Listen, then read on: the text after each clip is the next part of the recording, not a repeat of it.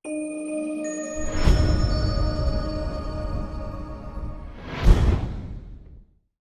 байна уу хүүхдүүд ээ? Сайн байна уу агшаа, өдрийн мэнд хүргэе.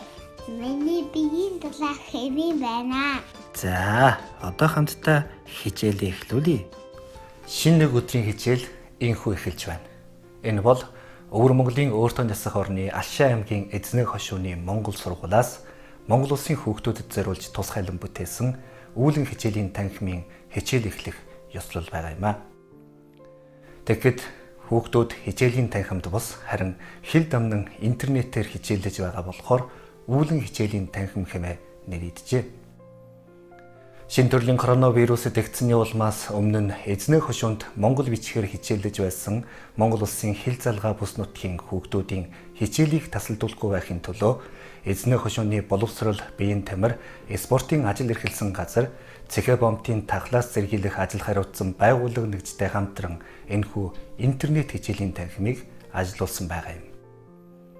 2005 онд Алшаа аймаг Монгол улсын Өмнө говь, Баян хонгор, Өвөр хангай зэрэг аймагуудын холбогдох албан байгууллагуудтай хамтран ажиллаж 2006 оноос Монгол улсын бяцхан сурагчдыг хүлээн авч эхэлсэн бол одоогоор орон нутгийн санхүүгээс жил болгон хүүхэд болгонд 10,000 юанийн тэтгэлэг олгож байна.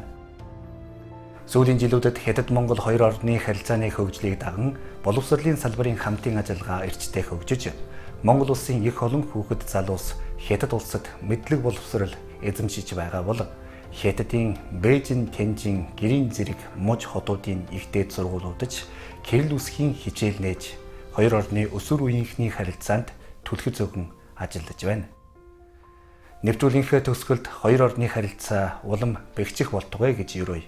Учир нь бид хөршөө сонгож болтугай.